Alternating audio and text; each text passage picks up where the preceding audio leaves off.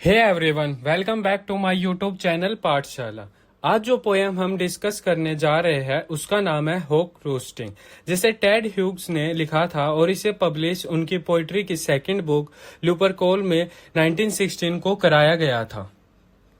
Ted Hughes का life period 1930 से 1998 का था। वह एक ब्रिटिश राइटर थे जिन्हें 1984 में पोइट लॉरेट बनाया गया था। टेड ह्यूग्स के नोटेबल वर्क थे द होक in the rain, selected poems और केव बर्ड्स। होक रोस्टिंग पोयम में होक पोयम का स्पीकर है। पोयम में होक को कॉन्फिडेंट और एरोगेंट दिखाया गया है। यह पोयम एक ड्रामेटिक मोनोलॉग है जिसे एक होक के पॉइंट ऑफ व्यू से बताया गया है। होक हमें नेचर में उसके लिए जो भी अवेलेबल है उसके बारे में बताता है। वो बड़े ऊंचे पेड़ों पर जाता है अपने शिकार को ऊपर से देखने के लिए। वो कहता है कि मुझे किसी का कोई डर नहीं है क्योंकि सब मेरा है।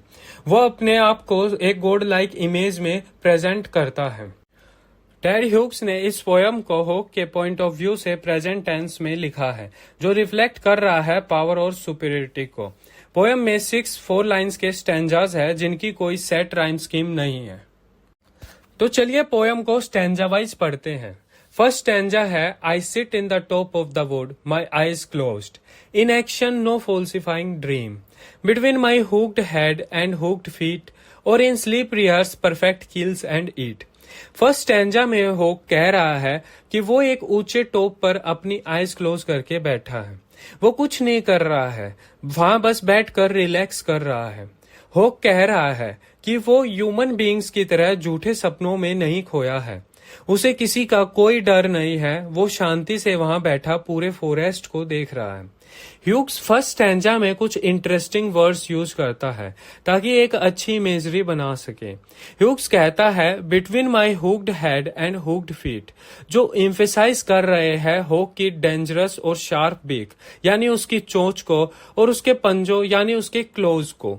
फोर्थ लाइन में होक हमें बताता है कि वो नींद में भी परफेक्टली अपने शिकार को मार सकता है।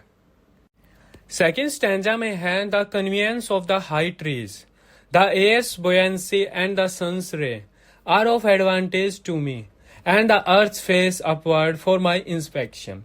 सेकेंड स्टैंजा में होक बताता है कि उसकी लाइफ कितनी इजी और कन्वीनियंट है। नेचर में जितनी भी चीजें बनी हैं वो उसी की नीड्स और प्लेजर्स के लिए बनी हैं। फिफ्थ लाइन में होक अपनी बड़ाई कर रहा है कि नेचर ने उसके लिए कितना सब चीज किया है। वो इसे सबके सामने फ्लॉन्ट कर रहा है और बहुत इम्फेटिक है अपनी इन फीलिंग्स को शो करने के लिए। ट्रीज काफी बड़े हैं लेकिन उन तक पहुंचने के लिए और आसमान में ऊंचाई तक उड़ने के लिए हवा उसकी मदद कर रही है और सन की रेज उसको वार्म कर रही है। वो कहता है कि नेचर की सब चीजें उसे कंफर्टेबल बनाती है। थर्ड स्टैंजा आगे कहता है, my feet are locked upon the rough bark, it took the whole of creation to produce my foot, my each feather, now I hold creation in my foot. Third stanza describe कर रहा है hawk के posture को। उसके feet tightly fixed है tree की bark पर और कहता है कि क्रिएशन यानी गॉड को अपनी क्रिएशन से सब कुछ यूज करना पड़ा होगा बस उसके एक फुट को बनाने के लिए और उसके हर फीदर को बनाने के लिए। ये स्टैंजा गॉड की हायर पावर इमेज को शो करता है जिसने एक ऐसे ग्रेट और पावरफुल बीइंग को बनाया है। स्टैंजा की लास्ट लाइन में होक क्लेम करता है कि वो खुद गॉड है और अर्थ और हेवन में सबसे पावरफुल वही है। फोर्थ स्टैंजा में आगे, or fly up and revolve it all slowly. I kill where I please because it is all mine. There is no sophistry in my body. My manners are turning off heads. Fourth stanza में hawk कह रहा है कि वो जो उसका मन करेगा वो कर सकता है। वो कहता है कि वो आसमान में ऊंचाई पर उड़ेगा और स्लोली पूरे एरिया में घूमेगा। सब पर उसकी नजर है। वो जिस भी बीइंग को मारने का मन करेगा वो उसको मारेगा क्योंकि पूरा वर्ल्ड उसी का है। होक कहता है कि वो अपने इंस्टिंक्ट्स पर चलता है, वो ज्यादा नहीं सोचता। स्टैंजा के एंड में पोइट कहता है कि होक अपनी पावर शो करने के लिए अपने शिकार के सर को उसकी बॉडी से अलग कर देता है। Stanza 5, the allotment of death, for the one path of my flight is direct, through the bones of the living, no arguments assert my right. इस स्टैंजा में होक इतनी पावर और अथॉरिटी से बोल रहा है कि कौन जिंदा रहेगा और कौन मरेगा यह वो चूज करेगा। यहाँ वो कम्प्लीटली खुद को एक गॉड लाइक फिगर में शो कर रहा है, और जब वो आसमान में उड़ता है तब वो शिकार करने के लिए उड़ता है और वो सबसे पावरफुल है। स्टैंजा 6 में वो कह रहा है, the sun is behind me, nothing has change since I began, my eye has permitted no change, I am going to keep things like this.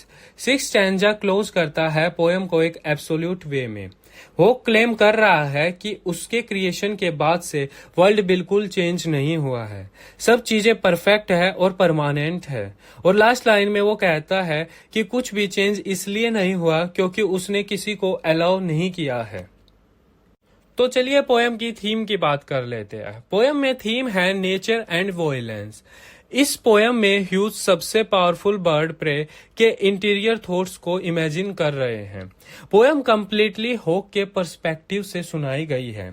Poem में यह शो किया गया है कि होक के अंदर ह्यूमन क्वालिटीज लाइक मर्सी और रिमोर्स नहीं है। वो एक रूथलेस प्रेडेटर है जिसे बस हंट करना आता है। पोएम सजेस्ट करती है कि वॉयलेंस भी नेचर का उतना ही इम्पोर्टेंट पार्ट है जितना कि उसकी ब्यूटी है, और जो नेचुरल वर्ल्ड है वो ह्यूमैनिटी के मोरल नोशंस पर काम नहीं करता है। आफ्टर वर्ल्ड में पावर भी एक इम्पोर्टेंट फैक्टर है। होक एक किलर है और पोएम का मोस्टली पार्ट इस वॉयलेंस को नेचुरल शो करने पर है। होक भी इसे जानता है और कहता है कि नेचर भी ऐसे बनाया गया है कि वो सबसे सुपीरियर रहे।